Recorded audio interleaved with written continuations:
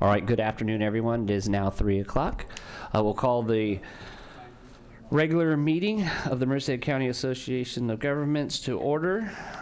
And I will ask, is there anybody from the public or one of our board members up here that would like to do an invocation?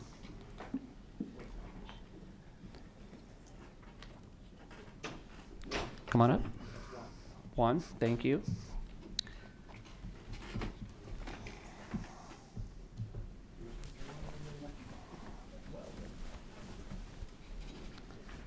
If you would please bow your heads. Our dear and gracious and holy Father in heaven, thank you, Lord, for this beautiful day. Thank you for a new beginning each and every morning, for this beautiful beginning of 2026. I ask that you would bless all of the members here today with wisdom, that they would make the right decisions for our county, for the city, and for all the residents. Thank you, Lord, for such a good group that works together as a team always. In Jesus' name I pray. Amen. Amen. If you join me in the Pledge of Allegiance. Ready? Salute. I pledge allegiance to the flag of the United States of America and to the republic for which it stands, one nation, under God, indivisible, with liberty and justice for all. Well, I guess I was supposed to call the meeting to order, but I did that already. All right, so we will go to roll call. Joy? Director Kale? Here. Director Reed? Here. Director Nagy? Here. Director Samra? Here. Director Amabil? Here. Director Serrato? Director Pacheco? Here. Director Pedroso? Here. Director McDaniel? Present. Director Pereira? Director my apologies, Chair Silvera? Present. Thank you, Joy. All right, moving along. Item number 3 is public comment. Public comment is available in advance of or during the meeting. See the instructions for public comment on page 2 of the agenda packet. Each speaker is limited to 3 minutes. Is there any members of the public who wish to come up and address this board?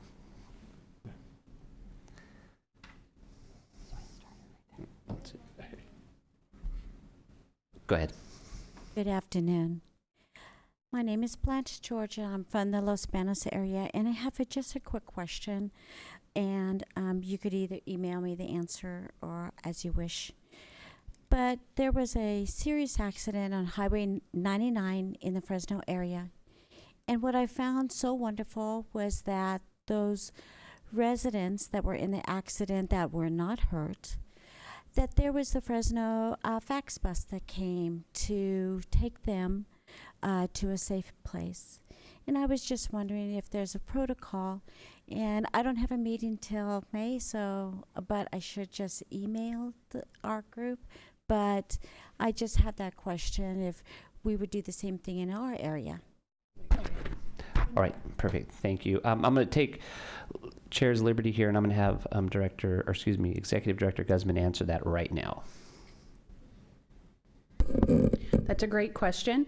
And I'm going to look at Serenity. She's going to correct me. To my knowledge, don't have a protocol, but we have responded in similar instances, unfortunately, that do happen, where there is a mass of folks that are involved in a vehicle accident that need to be removed from an unsafe place, and we have done that over the years. And flooding as well. And flooding. Yes, and we're very closely connected to the operation of emergency services, so regardless of the nature of the event, they know to call us and we can help move people. All right.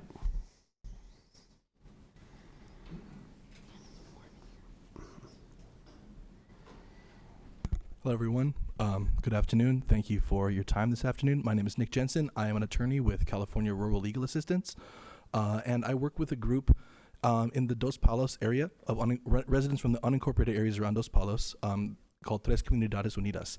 So I'm here today to raise some of the issues that they've been trying to tackle and doing some outreach in the community about regarding pedestrian infrastructure and traffic safety. So in the areas in unincorporated Dos Palos, there is a pretty widespread lack of sidewalks. There's a lot of very dangerous roads that have cars that are moving very fast, and not a lot of safe ways for pedestrians to get around in these neighborhoods. This is the community of Dos Palos Y, up to the north of Dos Palos, as well as South Dos Palos and Midway, which is sort of between the city of Dos Palos and South Dos Palos. So over the past year, we've been working with this group to identify the highest priority infrastructure issues and problems, and we actually helped them do a survey, which my colleague Alan will be presenting some of the results from as well. And I just wanted to come today to sort of start to raise the profile of these issues that have been, there's not been a lot of investments for a long time. And we had the pleasure of actually getting to meet with Supervisor Silvera back in December, and we were able to start brainstorming some possible ways to address these issues. And I'd love to continue those conversations with you all. This is a group who is very interested in finding ways to make changes in their community and eager to find ways to work on those changes with you all. There's a few specific infrastructure improvement requests we wanted to bring today, which, again, my colleague will discuss in more detail. We decided to split that up a little bit. But there's some specific intersections in particular that could use some improvements. So there are some intersections in all three communities that could use some additional stop signs, as well as a need for some bus stop improvement infrastructure in Dos Palos Y, one of the only bus stops for the transit system in that entire area.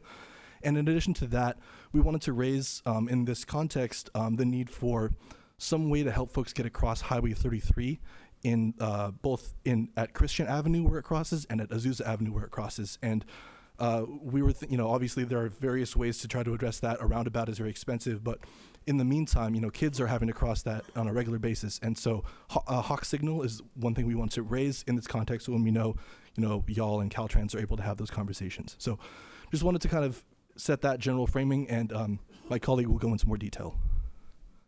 I can send you a copy. Okay. Yes. I actually, and so we printed out two different kind of packets that we have prepared. One of them is the results of the survey that we helped Tres Comunidades Unidas conduct, and the other is a packet with specific requests and information about those problematic intersections. If you'll leave it in the basket, that would be great, Yes, Nick. we'll put them in the basket. So thank you all for your time, and looking forward to collaborating with you all.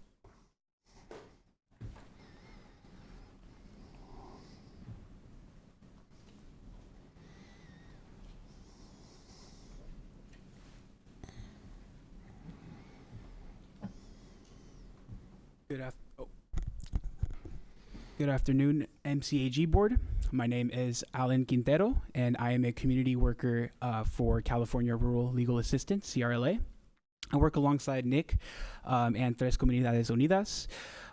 So I'll present to you some of the survey results. In the latter half of 2025, TCU, with the support of CRLA, launched a canvassing campaign that surveyed the concerns of the residents in the unincorporated communities of Dos Palos Y, South Dos Palos, and Midway.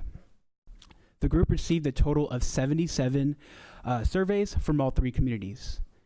Today, I'll be presenting some issues that we've identified.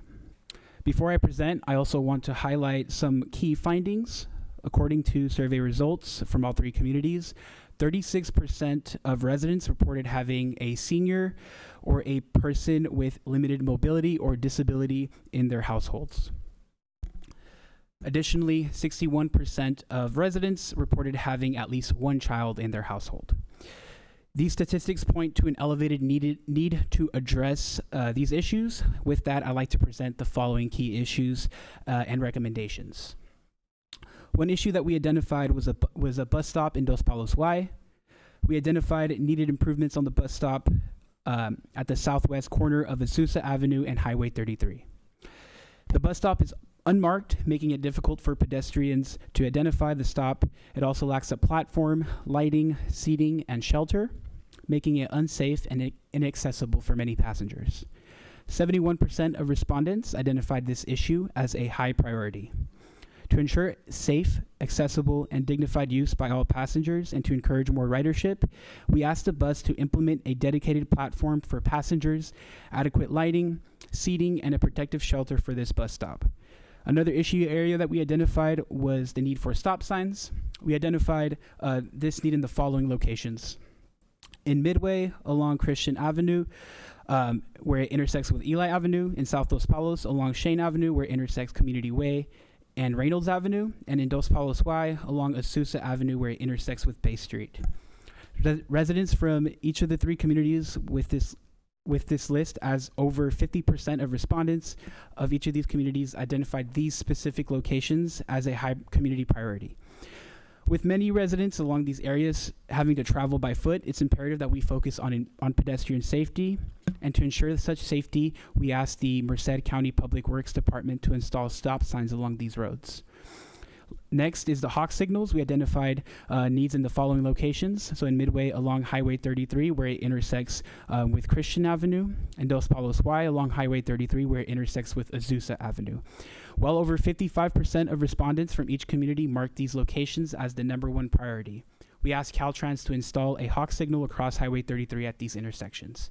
Lastly, we hope that the county can address some of the other concerns of the community, which happen to be pedestrian infrastructure in the areas of South Los Palos and Midway, through prioritizing these areas for ATP and Safe Routes to School funding, as these communities do not have adequate pedestrian infrastructure for children to walk or bike to school safely. I know the timer's messed up, but we're keeping a manual timer here, so I'm going to give you like 10 more seconds just to finish up your thought. In doing so, you help children living in these areas reach their school safely, promote active transportation, and foster safe communities. Thank you for your time. Thank you. Are there any other members of the public that wish to come and speak at this time? Not seeing anyone. We will close the public comment section and we'll move on to reports and presentations. And we have a couple of public service and action awards to give. Oh, you have it.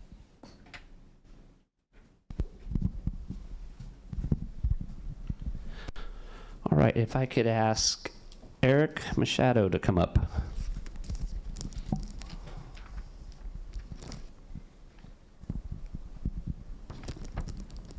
How are you, sir? How you doing? Good. I'm going to hand that to you right there. Thank you. So, recently, while en route, bus operator Eric Machado had a passenger disembark his bus, then experienced a fall further down the sidewalk. Rather than pulling away and ignoring the situation that was technically outside of his immediate responsibility, Mr. Machado jumped into action, going above and beyond to assist the passenger, making sure they were okay before he continued on route.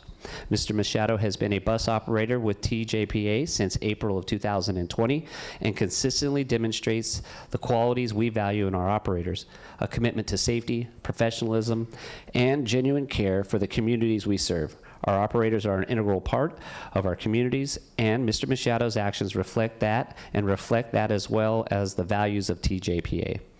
It is this level of service and compassion that we strive to deliver every day, and it is my honor, our honor as a board, to present Mr. Eric Machado with the 2025 Public Service in Action Award. No. Eric doesn't want to say anything.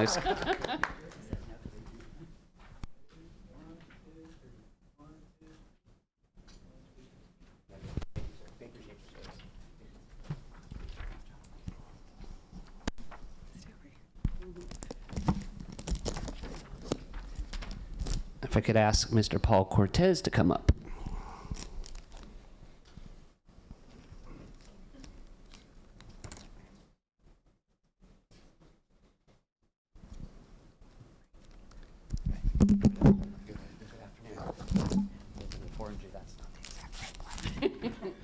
Blame Nav. It's Nav's Yeah, it's okay. We had a little typo on the plaque, but we will rectify that situation. So, Paul Cortez has been a maintenance worker at the Highway 59 landfill for over 5 years.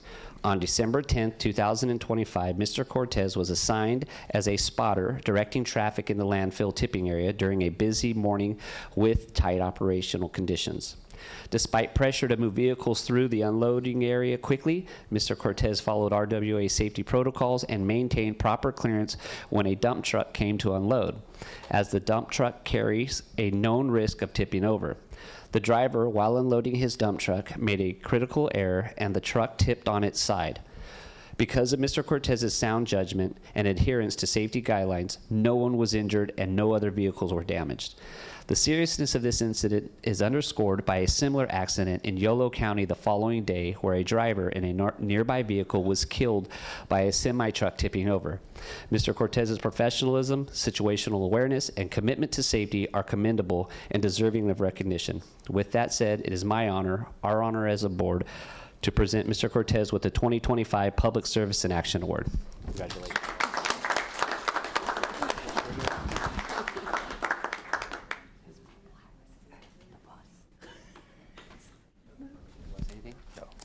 Yep. All right, thank you so much. Appreciate you. Yeah. That's why I was like, blame Nav. Blame Nav. It's okay. Nav, I'm sure he's on. The new one is already being made as we speak. Yes. Yes. Okay. All right, next up under reports and presentations, we'll move to 4B, the Caltrans report, District 10 staff. Good afternoon, Mr. Chair, members of the board. Happy New Year. Good to see all of you again today. So a couple of announcements. So the first one is Caltrans recently announced awarding $202 million for projects that are funding the California Climate Investment through the Low Carbon Transit Operation Program, also known as LCTOP. Which has invested over $1.4 billion in carbon reduction projects over the past decade.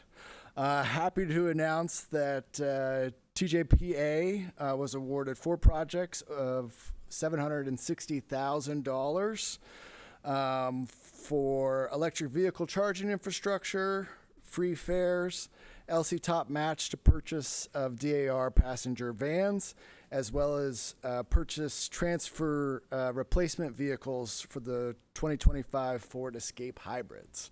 So good to see the money coming to Merced County on that. Recently, our regional planning team met with MCAG for the 26-27 OWP, which is the overall work program coordination and kickoff meeting. We're also joined by folks from headquarters as well as FHWA to go over any new state and federal requirements as well as coordination efforts. So appreciate the continued partnership with MCAG on that, and looking forward to receiving the draft document in March. Recently, Caltrans received the grant applications for the Sustainable Transportation Grant Program. District 10 received 12 grants, one from MCAG for the Rural Suburban Mobility Hub Strategy. And so just so you guys are aware of kind of the process, so in the district, we review all of the applications that came within our district. We score those, rank those, and then it goes to the headquarters score committee where they review it, and then announcements will be here in the spring to early summer. So looking forward to hopefully getting those grant opportunities awarded here in Merced County. A couple of encampment announcements. So the maintenance crew recently cleaned and cleared several encampment locations in Merced County. There was 3 in Livingston, 1 in Atwater, and 9 in Merced. And then recently, the right-of-way team held 2 workshops in Los Banos at the community center for parcel owners impacted by the upcoming SR 152 pavement anchor project. And the project limits are on 152 from just west of Badger Flat to east of San Luis Street. The project is currently in design and will begin construction in summer of 2027. And then a couple follow-up items from last month. Not all resolved with folks being out in the holidays, but I do have them in the hopper. We're working on them. The 16th Street bridge in Merced, so maintenance was out there, and they checked, and the debris seems to be good, but next time we have a good amount of rain, they're going to be sure to go out and check and make sure that the water is flowing and there's not any more debris issues. Also, with the signage upgrades, there's some questions about some signage life, and so we'll be working with MCAG on that, as well as the lights flickering on exit 200. And then the other two were Merced 140 and V Street. We're looking into that, as well as the two items from Los Banos, 152 and West I, as well as the regional path near the college. So hopefully I'll have more information on those items next month. And then also in November, I had brought Corey Casey with me, one of the project managers, and he went through a lot of the projects. And as I said, I'll bring him back quarterly to do a full kind of PowerPoint presentation on projects. And so I'll bring him either next month or March on those to do those updates. I also brought hard copies for some of the project fact sheets. If you didn't get any, there's a couple more over here, and we'll probably bring those maybe twice a year, bring them again in summer, so that you guys can get refreshed on some of the purpose and needs and scopes of the projects coming up, and that will help you with specific questions that you may have, just to ensure that you guys are staying informed on the projects that we have and the schedule. And then, yeah, that's all I have to report. Happy to take any questions or anything back to the district. Thank you, Caleb. Is there any directors that have comments or questions for Caltrans?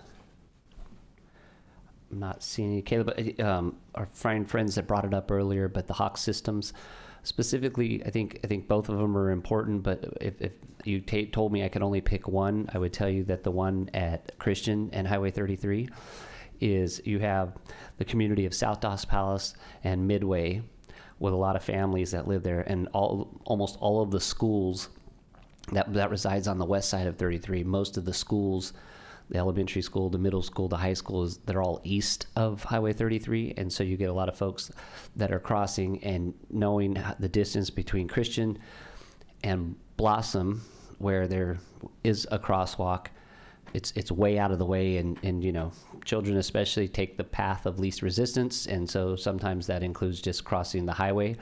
It's unsafe, and so if we can really look into that one, and then also there's a community ask of some type of Hawk system, similar situation. The grocery store and the post office are both on the west side of 33, and most of the residents in that Dos Palos Y area are on the east side of Highway 33. So if we could at least get some folks looking at those and start a conversation about that, it would be much appreciated.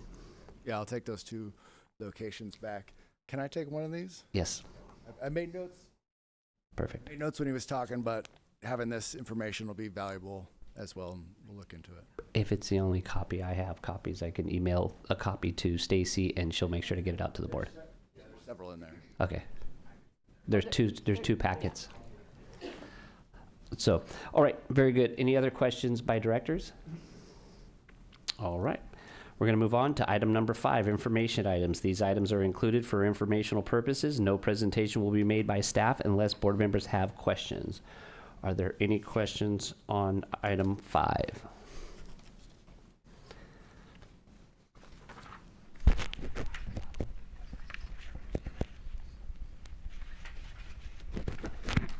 Are there any members of the public who wish to comment on any items from any of the items listed under 5?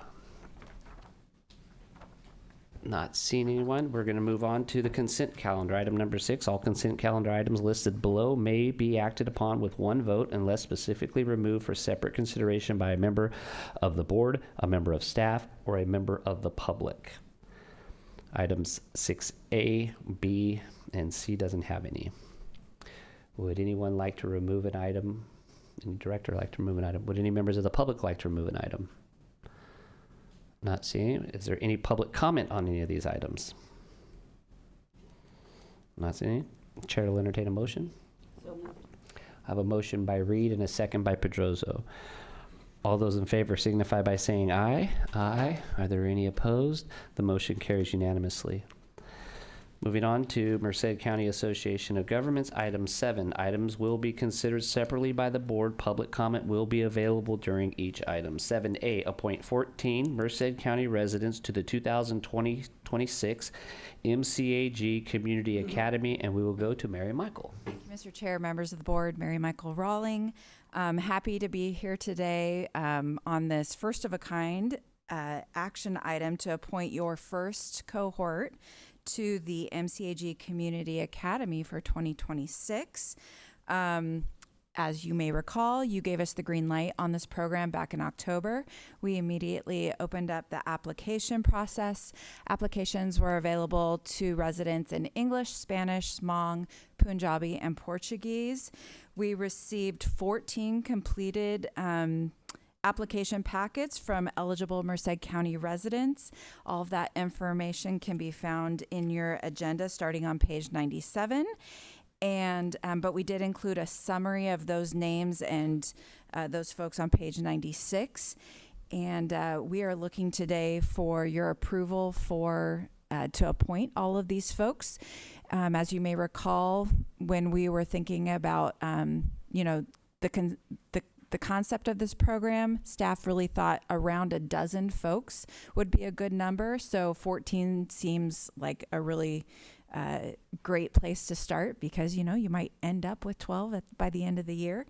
And we're just happy we didn't have to come to you and say we only got 3 people. So really happy with, I know it looks a little Merced heavy, but we were actually pleased. We got some folks from the west side and some unincorporated communities after the outreach we conducted. So happy to answer any questions about any of the details of anything that you see in front of you.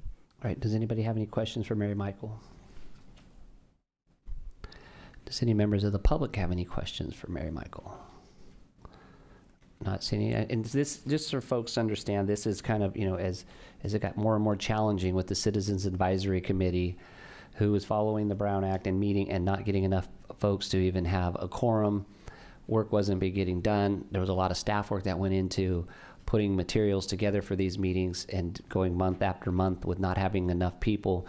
This is the approach that we kind of took, is to still have some of that transparency, that folks can look under the hood and see what we do here, but not having the formality of a Brown Act meeting. So with that, there are no comments. The chair will entertain a motion. I have a motion by Pacheco, second by Samra. All those in favor signify by saying aye. Aye. Are there any opposed? The motion carries unanimously. Item 7B, adopt the programming recommendations for the Congestion Mitigation and Air Quality CMAQ program, and we will go to Elizabeth. Thank you. Good afternoon. The Congestion Mitigation and Air Quality Program is a federal funding program to improve the air quality in our area, which might be obvious by the title, but we are receiving an allocation every year of about $4.2 million. That comes directly to us and to this board to select projects. Of course, being a federal program, there are a lot of restrictions and eligibility and things like that, but we know how that goes. So this calendar year, 2026, we will be preparing the 2027 Federal Transportation Improvement Program. We call that the FTIP. The FTIP outlines all of our projects. And so what's happening with the development of this FTIP is that we are able to program 2 more years of funding for this program, CMAQ. So we're able to program in 28-29 and 29-30, and we should have about $8.4 million available for new projects. So this board authorized a release for a call for projects in August, which we did, sent out with the agencies. We worked with the scoring committee, evaluating all of these projects. And what we have is the list of applications is on page 141. And so there are a couple of things to note on this list. Let's see, the Los Banos project at Mercy Springs and De Anza. The city has requested to pool that project. There's a delay on the project. They're kind of reworking it, so they don't need those funds at the moment. So the request would be to pull that specific project from programming. And then the other main note on this list is that the TJPA hydrogen project scored the lowest and is not able to be covered with the funding that we have available. So we're recommending to hold them on a waiting list in case additional funding becomes available in the next couple of years, which it sometimes does, but otherwise to program all of the other remaining applications, less the De Anza one that I mentioned to you. So that is our recommendation for the program. All right. Are there any questions for Elizabeth by members of the board? Not seeing anyone. Are there any questions by members of the public? Can I just ask a point of clarification? Wow. Elizabeth, I know that there's a handout of the applications as well. Is this different from the one that's in the board packet, or is this just a larger version? It's just a larger version. Okay, thank you. Just a little bigger so everyone can see well. Trying to do that. Thank you. Miguel? Come up to the, yeah.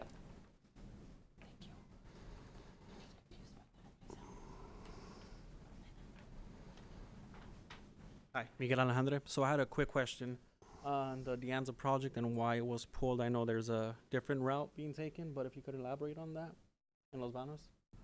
It's probably going to be a question better answered by the city Okay. than. I can answer. Go ahead. So the funding from MCAG, it's actually not being pulled. That funding's being pulled, but we're replacing it with other funding. So the project is not going to be delayed in the sense of funding. And it's going forward, and we're using other funds. And we want to use the MCAG funds down the road for other projects. Okay. Thank you. All right. I'm going to take a 2-minute recess right now because we're having some technical difficulties. So just give me 2 minutes.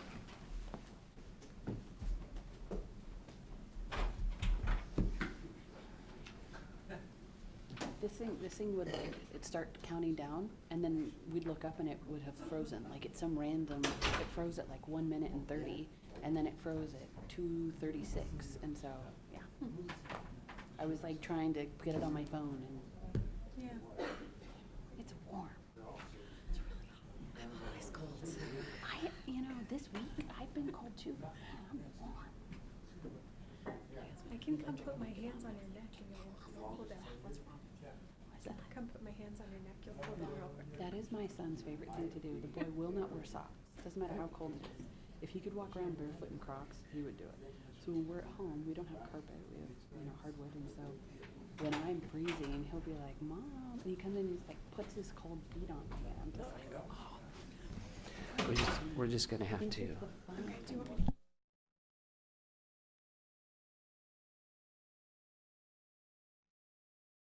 to? Okay, we found a solution to our problem. It's not fixed, but we're going to keep manual time now because our timer's acting up here. So, sorry to leave right in the middle of an item, but are there any other public comments on this item? Not seeing. If I could provide a clarification, thank you, Director Amabile, for that. If you look at the staff report, the city had applied just for $200,000 to help with some of the design. There's lots of other funding for the program, and as far as being delayed or not, they're just working out the design, is from what I understand. So it's still funded, just pulling the application from the air quality program. Perfect. Thank you for that clarification. All right. If there are no further questions from either the board or the audience, Chair will entertain a motion. Mr. Chair, I make the motion to approve. All right. So we have a motion by Director Samra, a second by Director Amabile. All those in favor signify by saying aye. Aye. Are there any opposed? The motion carries unanimously. All right. Let the record reflect that Director Serrato is here at 3:34. Next item, item 7C, approve the fiscal year 26-27 overall work program priorities, and we will go to Meg. Thank you, Mr. Chair. Good afternoon, directors. So MCAG is currently developing our planning budget, which is called our overall work program. Caleb mentioned the kickoff meeting for our OWP that we had last week. So the OWP is developed with compliance with state and federal requirements, and then it's reviewed by Caltrans, FHWA, and the Federal Transit Administration. And then once adopted, the OWP serves as our work plan for all of our transportation planning activities for the fiscal year. And then each year we bring, as part of this process, we bring forward planning priorities for board approval. These priorities provide a framework to guide the development of the OWP, and then also ensure that we remain aligned with board direction as new opportunities and issues arise throughout the year. So the proposed priorities for fiscal year 26-27 are included on page 142 of the staff report. They're consistent with the past couple of years, but we just did a little bit of reorganizing and categorized them into some groups since the list had been getting a little bit lengthy over the last couple of years. I won't read through each priority, but I'll just briefly summarize the key themes. And they're not in order of priority, but the first is, number one is to maximize transportation funding and project delivery. So that talks about leveraging local funding to increase state and federal investments, support timely implementation of projects, perform more of the technical components to support project delivery. The second priority is to enhance safety and multimodal accessibility. That one's a little bit self-explanatory. The third priority is to improve goods movement and key regional corridors. It's talking about support investments on major goods movement corridors in Merced County, specifically calling out 99. Support freight and goods movement strategies and projects, including truck and rail, transportation and inland port facilities. And then the fourth and final priority is to support projects and programs that are consistent with MCAG's Regional Transportation Plan and Sustainable Community Strategy. So specifically, that's talking about deployment of zero-emission vehicles and supporting infrastructure, active transportation, public transit, and then continued support for passenger rail and interregional bus service in Merced County. So that was kind of a quick rundown. So this is an action item. Staff recommends that the board approve the fiscal year 26-27 transportation planning priorities. And I'd be happy to take any questions or feedback. And then with that, we'll go forward and develop the draft OWP, and then that will come back to this body in March. Perfect. Thank you, Meg. Does any members of the board have questions for Meg? Director McDaniel. Yeah, thank you, Mr. Chair. I do appreciate the inland port being mentioned on this because that has, as we said, continued to get busier and will continue to grow as we do it. So thank you for having that in the priority. All right. Is there any members of the public that have questions on item 7C? Not seeing one. We'll close the public comment and bring it back to the board where Chair will entertain a motion. Second. We have a motion by Director McDaniel and a second by Director Reed. All those in favor signify by saying aye. Aye. Are there any opposed? The motion carries unanimously. 7D, the 2026 appointments to regional boards and commissions, and we will go to Stacy. Thank you, Mr. Chair. This is the annual item to address the board's appointments to a variety of regional boards and commissions. We have 2 vacancies this year, but thank you, Michael, for bringing that up. There's, I think, a pretty good amount of detail in the staff report that starts on page 145 that hopefully you've had time to look at, that talks about each of these appointments, the term length, how you're appointed, what the time commitment is for each, and the main purpose of these individual organizations. And what we do for this item annually is we ask first if there are any incumbents to these appointments that are not interested in continuing to serve, and then we would address nominations and appointments to those new vacancies as well as the ones that we see on the screen. So the organizations that we address annually are any vacancies to the San Joaquin Valley Regional Policy Council, to CalVan's Board of Directors, to the California Association of Councils of Government, or CalCog, and the San Joaquin Joint Powers Authority, SJJPA. So I've noted here some of them have very specific appointment criteria. So for one of the vacancies, it's under the San Joaquin Valley Regional Policy Council. This is probably the most substantial assignment of all appointments in terms of, I don't know necessarily about demand of time, but when the work is being done, it does require strong engagement and strong regional collaboration. So this is the one board that really requires appointees to be thinking at a San Joaquin Valley regional level, So not even necessarily your city or county hat, not even the MCAG hat, but even more broadly for the San Joaquin Valley. So it's comprised of 2 elected officials from each of the 8 councils of government or associations of government like we are, and they are one from a county member and one from a city member, and at least one of those 2 has to come from the COG board. So in our case, we have typically held both positions for the city and the county, as well as the alternate to be all from the MCAG board. It is not necessary, but it is strongly encouraged. And Director McDaniel has been on this body for many, many years, probably close to a decade at this point. And yeah, and the current, is it 2016? Oh, it was a decade. Oh, it's on my own work, and I didn't even read that. Yes, so 10 years, and he is the current chairman of the council. Then the council is staffed by the 8 COG directors who meet monthly. This group meets about every other month, primarily to plan for a advocacy trip to Sacramento, which will be happening here the first week of March, and then a trip to Washington, D.C. in September.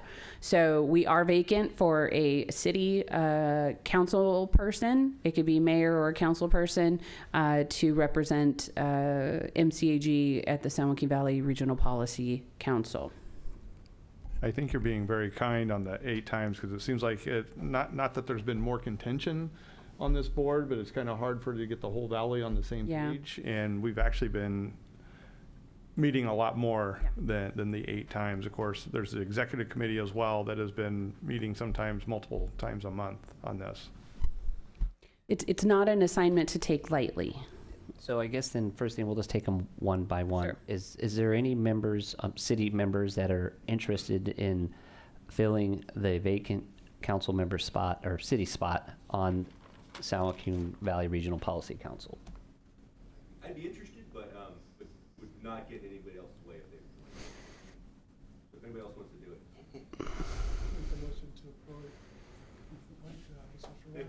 Okay. I didn't see any of the other ones jumping up over there. So, so then we have a motion and a second, a motion by Samra and a second by Reed to appoint Director Serrato as the city rep. Okay. Are there any questions, comments? All those in favor signify by saying aye. Aye. Are there any opposed? Congratulations, Matt. All right. Calvans. We have an alternate position on Calvans. Who's sat on it before? Is it Pat? Were you on there as the alternate before? Yes. Who was? Okay.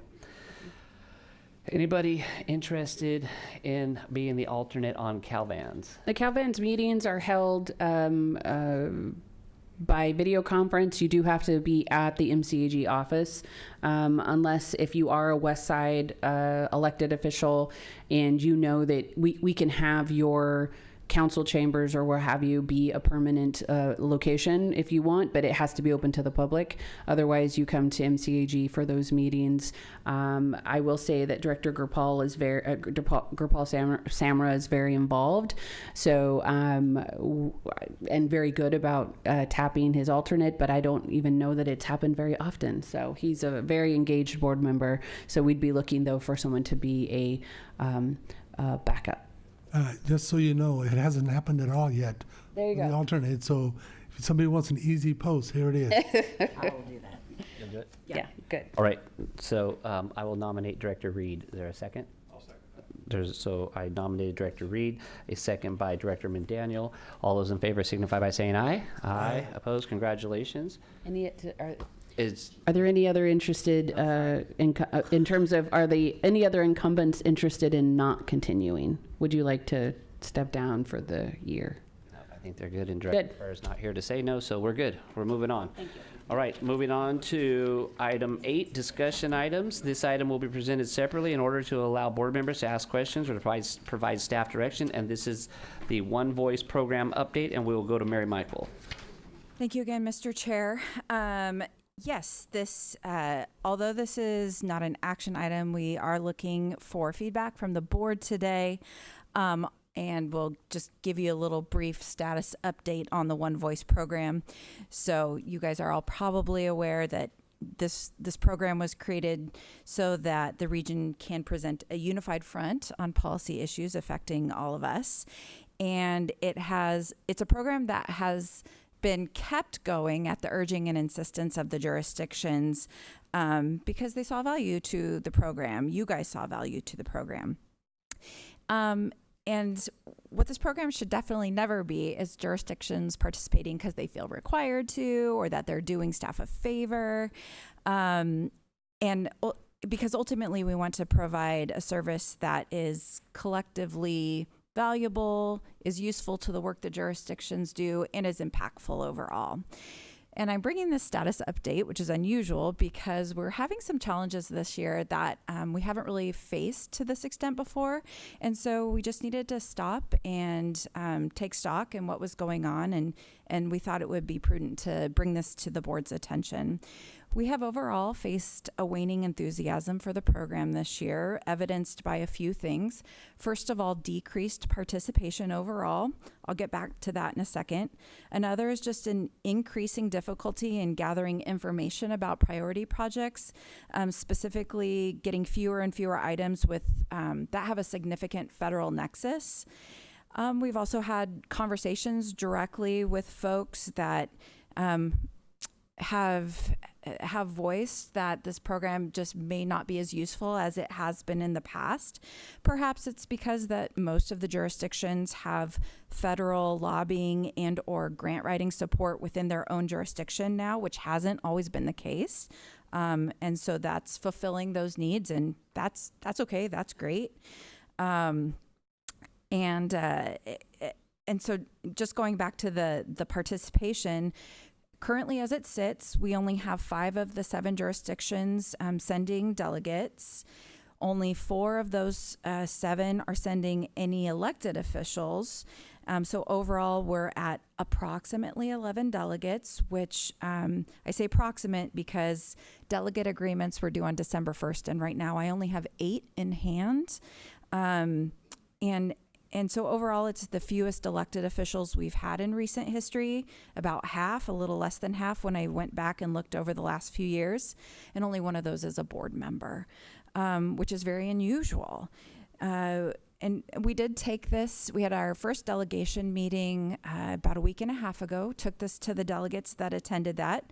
Not all of the 11 delegates were there. Again, another sign of maybe decreased interest. And we just asked them what they thought, and we got some reactions. We definitely got folks that said they still appreciated the ability to make the relationships with folks in DC that the One Voice program afforded them. We had some comments that saying maybe it doesn't benefit the cities as much as the county. We got some other feedback that said that perhaps we should rework the program so that the governing board creates a platform around MCAG type priorities, particularly around transportation, and then perhaps build a different kind of format with the DC trip centered around those things only. And, but I mean, the bottom line again today is this isn't an action item. We are looking for feedback. We did take this to the TRB yesterday. And I'll kind of let you know where they stood on this. Before I do, I will just say, financially speaking, so you guys have all of the information, because you have to set a contract with a hotel so far in advance, we went ahead and did the contract like we usually do after we got the program approval back in August. And so we do have the option to cancel, but we would still have to pay. If we cancel by February 9th, we would still be on the hook for 50% of the contract cost, which is about $14,000. The later we wait, the more we would have to pay. However, as it stands, with our 11 delegates and 4 staff, we still wouldn't meet the minimum threshold of 80% of the rooms that we would need to fill 80% of the rooms in our block. So we would still be on the hook for additional money out of pocket to reach that minimum threshold of 80%. So anyway, where we're at today, we have a few options.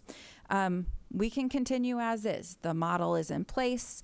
We have some information to work with. We can keep going through the delegation process, bring a platform to you in March as we usually do. No problem. Absolutely okay to do that. We can cancel the One Voice contract we have and stop all work. This definitely is not the path that staff is recommending. I think we all understand the value of having a voice at the table when it comes to federal level policy conversations. And then there's a third option, as we see it as staff.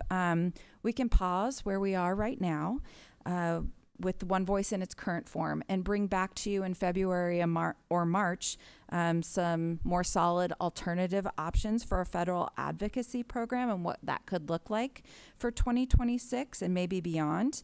I did look at our contract with Townsend Public Affairs, who we use, and there is in that contract a lot of language about providing year-round support for federal advocacy work, and we could lean into those things even more. And again, come back and provide you some more solid options. I will say, when we talked about this at TRB yesterday, no one was beaten down the door saying we should absolutely continue with where we're at in the current model for this year. There was also not anyone that said we should cancel doing federal policy work. And it was mostly along the lines of maybe it's a good time to pause, take stock, and bring back some more solid options in the next month or two. Stacy, did you want to add anything to that? Thank you, Mary Michael. I think you did a great job summarizing it. I just want to add that of those options, if direction is the option, I think it's 3, where we kind of pause and come back with options, I would strongly recommend, though, that we cancel the contract, because if it, even like as Mary Michael said, if it's under option 1, we're going to have to pay, because we're not going to hit the 80% threshold. I know that $14,000 is a chunk, but it would be more if we went, and it'll be more if we wait. So it's kind of we're going to pay at least $14,000 under any scenario, and the longer we wait, the more expensive it would be. So if it's 2 or 3, I would still want to be able to do that. If then we decide later that there still is a cohort that's going to go to Washington, it would still then be cheaper to go and get 5 hotel rooms somewhere, because the idea of the contract is getting a discount on a large volume of rooms, and it looks like we're not going to need that in any of the scenarios this year. Director McDaniel. No, thank you. I'm not able to participate. I know I participated in the years past. I found it to be very, very valuable because of the relationships we have built. I would like to share one story where Stacey and I were actually walking down the hall talking, and a gentleman came from U.S. Rural Development, heard my voice, and actually come out of the office and said, "Supervisor McDaniel, is that you? I've got a program just for you." And we didn't have an appointment with him, and he pulled us into the office and shared a program. So I think it's really important to build those relationships. But I think, and I've noticed that it has kind of maybe lost its focus and had broadened out, because I know every time we've gone before, we'd have a goal and specific points that we wanted to talk about. And I know that the county has really embraced the National Association of Counties, and we lobbied there for 2 days, and we're very effective with our lobbying at that time. And I know it's kind of taken us back a little bit to more focus on the full one voice, to where we've kind of taken a step back instead of taking the lead on all that other stuff. But at the same time, I think it's an opportunity to still meet with the Department of Transportation and a lot of the folks that are involved in transportation, because just with the bus, the YARTs, and everything else, it's good to have those strong conversations with those folks who they know who we are whenever we're making those phone calls and doing it. So I don't know if we need to pause, if we need to reorganize and relook at this, because before, I remember when I first started going, we had private individuals, we had education going with us, where we had specific points where we came in together. And I got to say, the advocacy from the private sector, who really engaged and saw what we were doing. We were very surprised at how engaged we were at talking about these points and how effective it was. So I think we need to maybe pause, reorganize, and get very strategic in going forward with this. Thank you, Mr. Chair. Director Ammonville?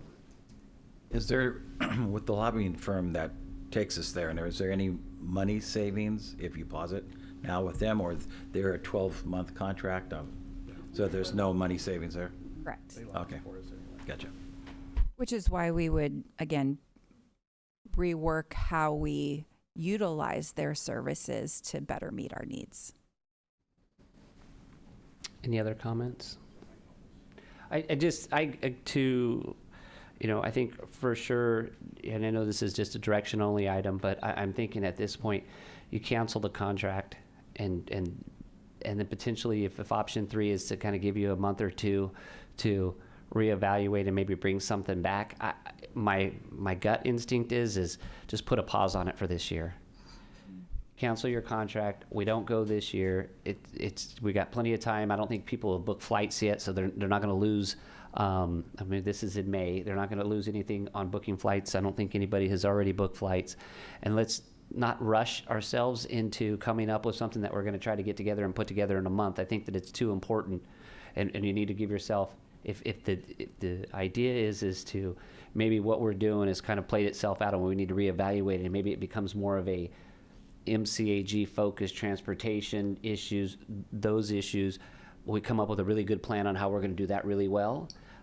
That being said, like one of the reasons I've been a big supporter of this, I know being at the county, we have a federal lobbyist that we utilize. Not all of the jurisdictions have that kind of money to be able to do that, and this gives them the opportunity to go back as one voice and pay a much smaller fraction to be a part of that and really engage the system, right? There's one thing to go talk to your congressman or woman in when they come to town or whatever it is, but to go see them and visit them in their office, I think there's value in that. And then along with the things that Director McDaniel said on just starting to build a relationship, when you go back to these things year after year, the first time you go, the person that meets you at the door is the brand new person. If you've been there enough years, they've moved from being the person that greets you at the door to now sitting in the meetings. And I think there's so much value in the relationships that you build. So I definitely don't want to see it go away. But I think realistically, to try to ask you guys to go and put something back in a month or a month and a half, that's going to be a lot of pressure to try to put something together. It really hasn't been well vetted out, and how does that work? I think at this point, it sounds like, as far as the electeds, there's not a lot of electeds going, not a lot of board members going. Maybe the idea this year is let's hit a pause on it, and absence makes the heart grow fonder. If like they're like, wow, I really miss going on the One Voice trip, and then next year you'll see a little bit more excitement. That's just kind of what my thoughts are on it. This is going to bother me because I need to clarify something. As I heard myself say it, it was misleading. When it comes to the hotel contract, the $14,000, if we cancel, MCAG will bear the cost of, we're the contract holder, will bear the cost of the $14,000. If we were to go on the trip, the jurisdictions would pay part of that by booking your own rooms. And then if there was that, whatever that extra was to meet the 80% threshold, MCAG would have to bear. So I just want, it was a slight nuance. Thanks, Nav. I heard it wrong when I said it, and he called me out, so I appreciate that. But it seems to me like, I don't know what the exact number is, but it seems like either way, MCAG is going to bear the cost of something. If you continue forward, yes, the jurisdictions pick up, but then whatever the rooms you don't get, yes, we're going to pick that up. I think that number is going to be probably listening to the number of folks that you have, multiplying how much it is a night by the days that you're there. You're going to be right there in the same boat so it doesn't hurt as bad knowing that we're just cutting our losses now. We know what the number is versus between now and then, a few more of these fall off. That's even more of the unrented rooms that you didn't make that you're going to pay. So, I don't know. That would be my suggestion is, but ultimately I know this is not an action item, but I would, if there's any other comments by my colleagues to give staff kind of direction and they could proceed forward. Director Nagy. Thank you, Mr. Chairman. I think One Voice is absolutely necessary. My city has been receptive of, that's where our new city hall came from, was conversations with congressmen back there, and other projects since then also. I don't know how to fix it, but I know I think that we need to, I don't know how to do it, but we need to have something more skin in the game or whatever, because as you know, we've gone where delegates go out and drink and don't show up to meetings, or they didn't get their prescription filled before they went and they lose a whole day, and just I could go on, and it needs to be a buy-in, and they need to realize that their city is paying a hefty price for those rooms and their flights, and that they're there to work. It's not just to go there to. And then on the flip side, are the people we meet with also need to know that, hey, we made this appointment with Congressman so-and-so. We don't want to meet with your aide in the hallway. Right.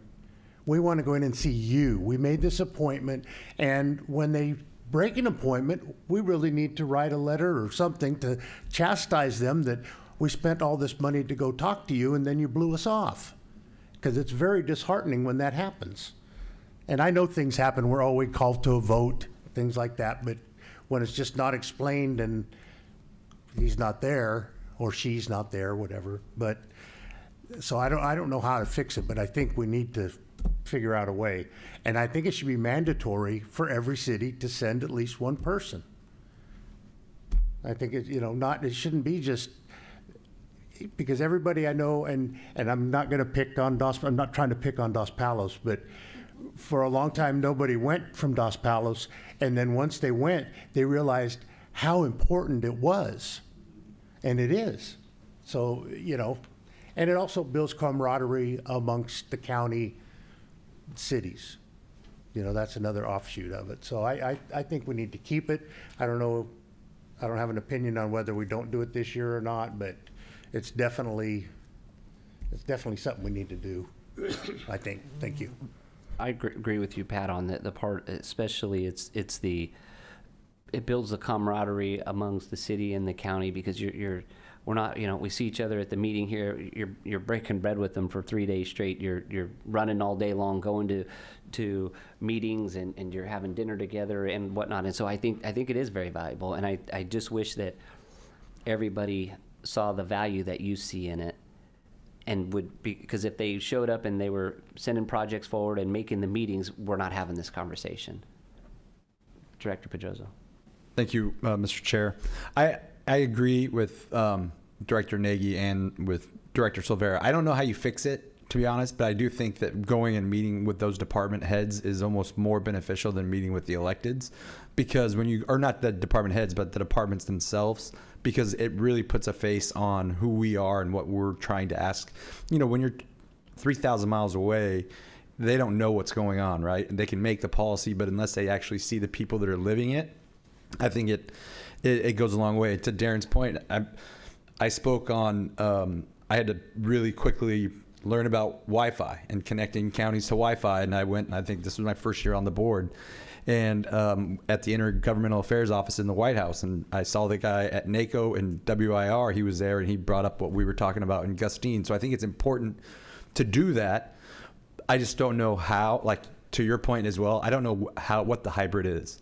And I know this is no action, but I do think that if we're going to eat a little bit now, it's better to do it before we start planning something, and then just throw something hodgepodge together and not be able to do it the right way, because I don't think it's beneficial to anybody. I do think, though, I agree, and again, I'm not picking on any of the smaller cities, but I think that the fact that this is an opportunity for us to go together to advocate for the smaller cities, Gustine, Dos Palos, who doesn't have that federal lobbyist, I think it's really important that we're able to do that, because I think you deserve just as much of a say as anybody else. And so if we can work with that and figure out a way to make sure that happens, I think that's what we have to do. So that's just my 2 cents. And then, just rough costs. I mean, By the time you do flights, hotels, it doesn't count meals and whatnot. Each person going, it's $2,500 that you're paying, right? Give or take, that you're paying for just those things, and that doesn't count what you're spending. So it's a price tag to the jurisdictions. And I listen. I've always been a big advocate. Is yes, we're going to go back to DC, but we need to give our constituents a good return on their investment, and that's us going there and advocating. And then to Director Pedroso's point is, after you've been on these strike teams and they break them up strategically, well, by the end of it, whether you're from the city of Augustine or the county of Merced or whatever, we all know each other's projects so well that if you had to go use the restroom real quick, the next guy can pick it up and talk about it, right? And, I'd like to use the example of, I know some people don't like it when I say Tweenersville, but it was a word that was catchy because we're, by California standards, we're rural, but by federal standards, we're suburban, and all these funding sources that the definition of rural is, we don't fit that, right? But yet we have all those rural problems.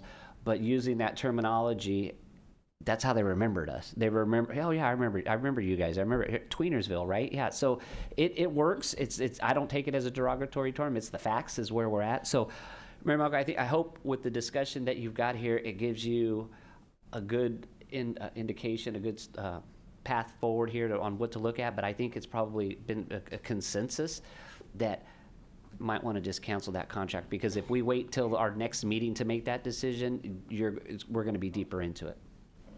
Director Emerville.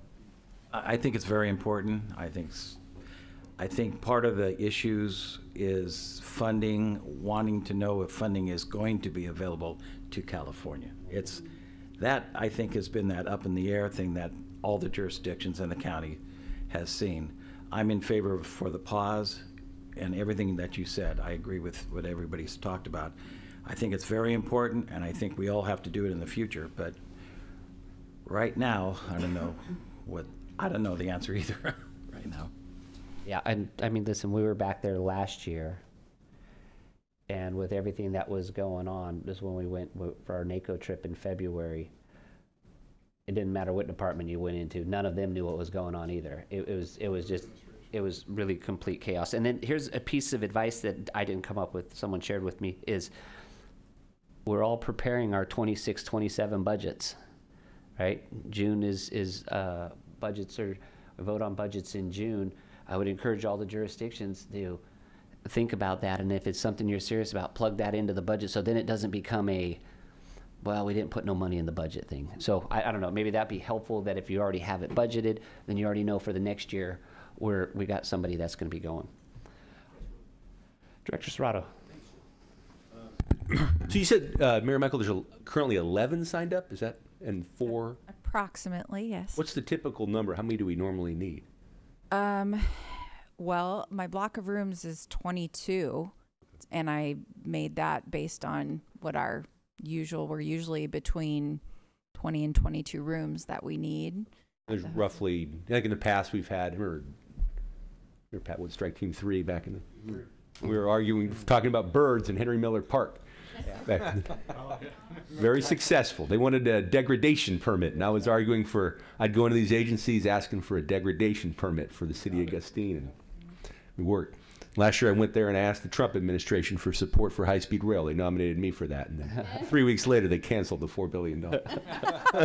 Very effective lobbying by myself. Pat, you were a great chair last year too. You did a phenomenal job. But is there value in going back to the jurisdictions and saying, hey, look, we need more people? Is that an option? Or like you guys I know we send 2 typically. I mean, I don't know. I mean, we've had conversations with all the jurisdictions as part of this program all throughout the fall. And so I feel like we've been there. We've talked to TRB. I'm not sure what else we would say at this point. Yeah. I think the I'm done. The real drop in participation, and probably makes me unpopular to say, has been with the elected side of the equation. We have staff. I mean, not all the cities are sending someone, but as Mary Michael mentioned, several jurisdictions are not sending elected officials. So typically, it's an elected official and 2 staff, or 2 elected officials and 1 staff, or at least one elected official and one staff. And that has not been the case. So I think we only have one jurisdiction that is participating at the same level that was last year, where it's two elected officials and a staff person, I think. So, At least our perspective is typically there's these spots are precious in the city, and there's only we want people to have experience, but also too, we don't want to. Yeah, we want to deliver, but then also too, we want to spread the wealth a little bit and let everybody try. Is there value too? I'm not saying this is a good idea or not, but maybe just a 1-year experiment might be a good thing. Reaching out to other organizations as well too, be it educational institutions, other entities as well. Just I don't know. I'm not saying it's good or not, but booster, private organizations, UC Merced even, or other organizations too. I'm not saying that's a good idea or not, but I'm just could be a possibility for this year. So I used to participate. I started participating in One Voice when the program was created at MCAG when I was a policy advisor for the congressman 20-something years ago. And as Director McDaniel mentioned, there was a lot of private sector involvement. Things were a little different then. Ethics rules have changed considerably, but there used to be a lot of sponsorship of the program from private sector. So they would sponsor the dinners, they would sponsor things, and then, they would also be part. But it was, I think the key difference, some of that has definitely changed. Boosters, other partners, we've had MCOE in my time that I've been in this position. We've had MID. The two concerns I have is I feel like we have just moved further and further away from the core of what MCAG does, and I think that's the hard part for us in being in keeping the strings taut on this program, because we can't draft up your talking points. We can't draft up your priorities. We're really reliant on the jurisdictions because we're talking homelessness and we're talking water and we're talking things that are outside our purview. And I feel like, and this is my opinion, that if we open it up to other organizations, that's just going to stretch us out even further from our original focus. But all that said, I do think there is an opportunity when we rethink whether it's this year or next year. If we can successfully get this board over the next couple of months, which is my plan, to do a workshop on prioritizing projects so that we can go back, because this is why it worked 20 years ago, is here are the top 5 priorities, top 3 priorities, 1, 2, 3. And every person who agreed to go on the trip said, I'm going to go carry these 3 projects. And we're only going to talk about these 3, and it doesn't matter this is what we're doing. That worked really, really well. And so if we were able to come back and say, as a MCAG board, here are your top 3 priorities for the federal government, here are your top 3 priorities for the state, then it would be excellent to pull community partners and private sector partners and everyone under the sun to say, these are regional priorities. And then the work is on us to develop the materials and to do the talking points and we have so much more ability to fill the gaps that right now we can't. So if we don't get the work from the jurisdiction staff, it's very hard for us to fill those gaps because we just don't know those topics. So I think the answer is yes in terms of broadening that out, but I think it's really critical to keep the focus on a handful of priorities and that's it. So it is kind of a foundational change to the program in that regard. So I don't know if that helps, but. Yeah, no, I mean, it's common sense. I mean, yeah. You broaden it, you water it down, or you potentially lose cohesiveness. Yeah, for sure. Yeah. Yeah. Director Kale. So I'm one of those that cannot make it for a specific reason during that week. I wasn't able. And then the other person, the other elected in our city, cannot make it either. But sometimes, and I've done in the past few years, it's like there's this huge, gigantic number of different projects that we're trying to squeeze in there. And I think it's like, if I was a staff member And one place came in, and we go, oh, we need to do this for Castine, and this for Livingston, and this for the county, and this for this. It's like they get overrun themselves and go, now, how, if we're going to give them money, how are we going to choose? Now, we've been in our city, the city of Atwater benefited from this in the amount of $3 million, not directly with that visit, but we got it when we came back and said, hey, we really need this money in order for this project. And they went, oh yeah, I do remember that. And we got that money. It's a huge benefit. And I think we need to step back and refocus and not go this year. And that is my view too.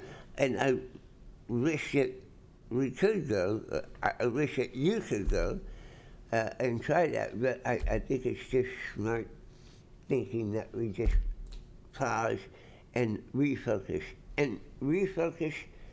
earlier for next year. And that includes your board. I like what Stacy said, that the board should come up and say, okay, cities, you bring what you think are, and let us decide which ones are going to be our focus, so that we have maybe 7, 8 projects that we want to focus on instead of 20. Thank you. All right. Any other comments? I guess I'll just open it up for public comment on this. Any members of the public wants to comment on this item? Not seeing it? Okay. I think you've gotten enough direction. You could figure out something to do there. Thank All right? you so much. I appreciate it. All right. Okay, moving right along, the Transit Joint Powers Authority for Merced County. Action item number 9, approve the purchase, installation, and configuration of REI bus security camera systems and Armor Cloud software for the bus fleet in an amount not to exceed $139,301, and we will go to Serenity. Thank you. Good afternoon, Mr. Chair, directors. So as this says, and as you guys are aware, all of our buses have security cameras, anywhere from 5 to 8 cameras per bus, depending on the size. Whenever we order the buses, we usually get the latest and greatest of what's available at the time. However, as our fleet is of a few different ages, we have a few different camera systems. The biggest component of this is the HD6 hard drives. So right now, the way that it works, some of our buses have the HD6, some of them have the older HD5 system. And when we have incidents or something that happened on the bus and our operators and our supervisors need to pull the footage, they have to go out and they have to manually take a hard drive, go out to the bus, swap hard drives to ensure that the bus that they took the hard drive out of, still is able to record. Depending on the severity of the situation, they'll either do that in the field or they'll wait till the bus comes back if we don't need the information super quickly. But it's an arduous process. It takes some time. It is labor intensive. The computer system that we can't even update the computer at our facility, because if we update it, we have to do this update. But the biggest part of this update is that in doing this, it'll allow us to retrieve the information in real time from, again, a cloud system. We don't have to go out to the buses and do this manually. We're moving into the 21st century. And so again, throughout our fleet, probably about half of our fleet has the HD6. We don't need to update our hard drives. They will need a new harness in order to update to this. We're also doing some updates of just a camera here and there that needs to be replaced. Some of them will need the whole hard drive replaced, so it's a little bit of a mishmash. REI, our security camera contractor, has come out. They've looked at the fleet and seen what we need for everything, and we would like to go ahead and pull the trigger, get the updates for our passengers and our drivers and the security of the entire system updated. This was a budgeted expense this year that we thought ahead. We have both LCTOP and LTF funds available, and we will go ahead and expend all LCTOP funds and save a little bit of that LTF after the final numbers came in. So if we have any questions, I'm happy to take them. Are there any questions for Serenity on this item? Are there any questions for members of the public? Not seeing anyone. Just a really quick question, Serenity. So how do we prevent this from happening down the road? We got the HD6s and then we get new buses. Is this kind of a fix that moving forward, everything kind of goes to that cloud-based? This will be cloud-based. Will be on that longer. As with anything technology, eventually there is going to become something newer. You know, every time we operate, you know, I think we're all on Windows 11 now. You know, I think you guys probably all remember the big, you know, Windows 95 update, and you know those types of things. They happen. We can try to mitigate it as much as possible. And again, moving to the system will, you know, prolong that. But we can't say it's not going to happen in the future, that we might need to do another update at some point. But I think we have many years before we will need to. Perfect. Okay. Yeah. I'll move to approve. Has been a second. So we have a motion by Director Amabile, second by Director Pedroso. All those in favor signify by saying aye. Aye. Are there any opposed? The motion carries unanimously. Moving on to item number 10, discussion items. 10A, potential UC Merced service integration into the 2027 operations and maintenance RFP. And again, we'll go to Serenity. Okay, so this has been a topic here at the board, I think, for many years. We've talked about UC consolidation. It's been a part of our short-range transit plan, the last, I believe, at least 2 to 3 short-range transit plans. After the 2022 short-range transit plan, we took a little bit more of a deep dive. We did the UC consolidation study in conjunction with the UC that looked at a few different scenarios, kind of a light, medium, and full consolidation. That went on through the end of 24. I think you guys saw a couple presentations on that study.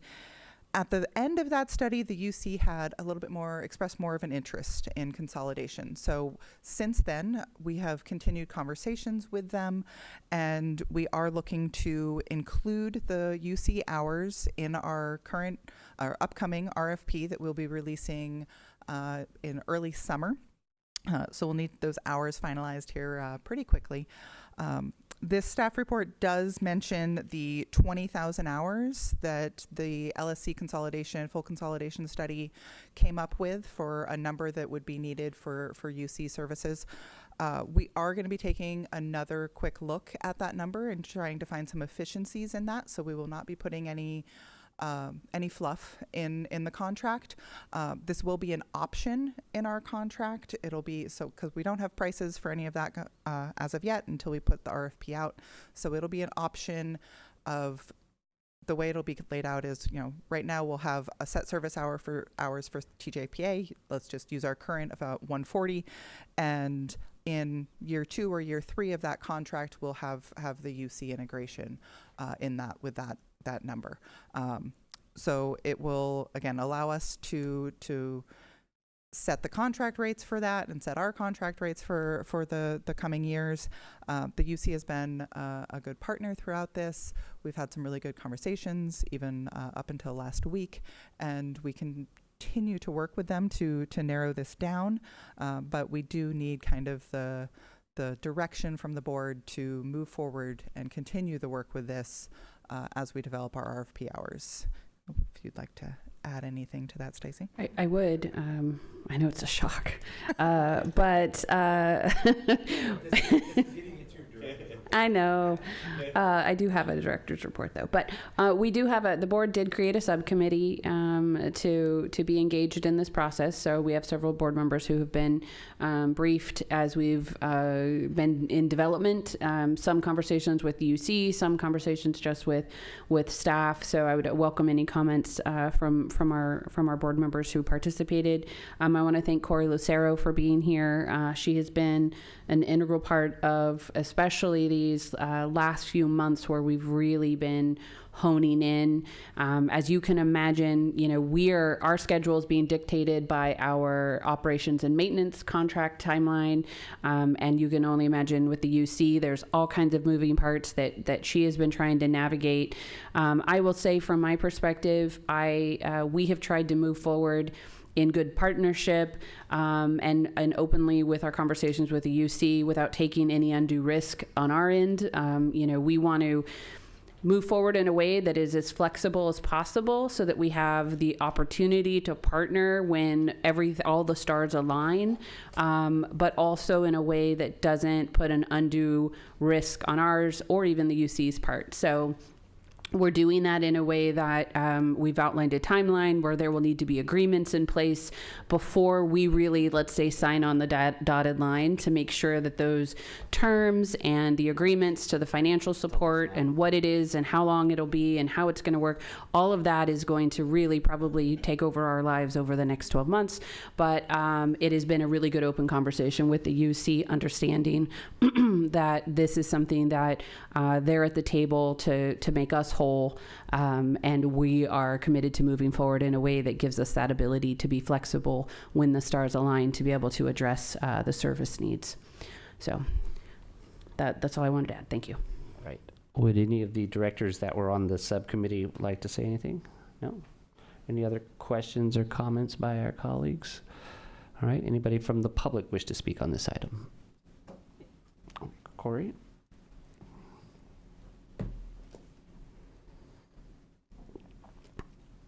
Everyone, Corey Lucero, Assistant Chancellor and Chief of Staff at UC Merced. I just wanted to echo what Stacy and Serenity have said. Working with the MCAG team has been awesome. They've been super helpful in helping us navigate this. As you can imagine, we are not public transit providers, so we are learning a lot as we go through this process, and the patience that has been demonstrated by MCAG has been wonderful. So we are working super hard. I and our Chief Financial Officer, Kurt Schneer, who had to be in Oakland today, wanted to be here. He and I are now spearheading this effort and working with MCAG, and we will continue to do so until we've come to resolutions. So thank you very, very much for your support with this. Perfect. Thank you, Corey. All right. If there are no comments, I mean, it's in the staff report what you kind of are looking for. You're telling us the key considerations. So if there are no objections, continue along with those key objectives. All right. Thank you, Serenity. All right. Merced County Regional Waste Management Authority has no action items, no discussion items. Other reports. Item 13 is the Executive Director's report. Stacy. Let me get warmed up. I do have a couple of really important things. I was going to say thank you to our TransDev partners, but I think they just stepped out. Maybe they heard me while they're going into the elevator. Appreciated them being here. Wanted to note that I think all of you have heard this so far from me in different settings, but 2026, it will be the 10-year anniversary of when we passed Measure V. So we're busy wrapping up the 2025 implementation plan. Both the East Side and the West Side Projects Committee made recommendations that will come to the board in February.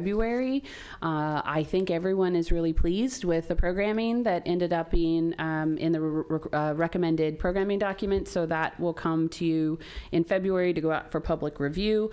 And then we will be working in earnest to really focus on bringing the board around and having conversations around what the legacy of the measure should be in the next 10 years and what we need to be focusing on to have those measurable deliverables by the time it's gonna, we get down to the wire of needing to look at renewal.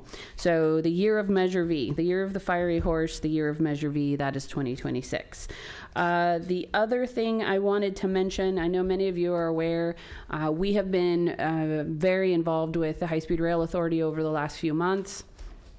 As has several, the city of Merced and the county as well, and there have been public meetings to this effect, but we are facilitating conversations around their proposal of relocating the downtown Merced station to the southeast side of town at 99 and Mission, roughly. Oh, I thought that was someone correcting me. Did you think so too? I was like, what did I say wrong? Thought it was Nav heckling me in the audience. Okay, so we've been really involved in those conversations. I will be going to the High Speed Rail Authority board meeting next week, Wednesday the 21st, and we'll be speaking in support of just the continued partnership. I just want to make sure the resounding message I want to leave, and I think there are board members that would support this as well, it's really been a turnaround with the High Speed Rail Authority in terms of their communication. They have a handful of folks that have been working with us directly, the city, the county, and MCAG as well, in being responsive, spending time here, working through some of these issues. So just a lot happening there that will really be a big part of our 2026 work plan, especially for me, as we prepare for that draft business plan to come out in February. So that's I think one more thing I wanted to mention, and that is that I wanted to welcome Janelle Alvarez. She is our new assistant planner. I think this is second week. So she moved here from Richmond, and she graduated with a BS in Environmental Science and Management from CSU Humboldt, where she did an internship with Caltrans. So she's gonna be, we are happy to have her. She's gonna be helping us with some transit planning, and like everyone else at MCAG, just being a Jill or a jack of all trade, and we do a little bit of everything. So just wanted to welcome Janelle, and so you all know now a new face. And I also just want to say, last thing, I promise. This is gonna sound really cheesy, but I literally sat here during this meeting and I was looking out at the staff and I was like, really overcome with just emotion, because we really have an amazing team of people. And I know I said that in December, but it kind of is the thing to say at the end of the year, and I meant it. But like, I really had a moment. Like, I appreciate this team so much, because you see the work that's coming on. You see you hear the positive comments from the UC or from Caltrans or whomever.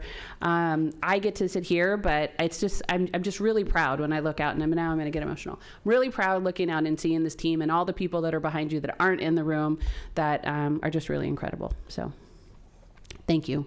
That's my brief report. Thank you. How did I do? 4 minutes. Who won? All right, director comments. Director Pedroza. Director Serrato. I wanted to thank Stacey, all your work on High Speed Rail. I want to thank you. I want to thank the county too for your leadership, everybody for your vote. The city will come back, I believe, on January 27th. Hopefully we'll end in a really good place. But thank you all for your leadership on that topic. Thank you. Director Pacheco.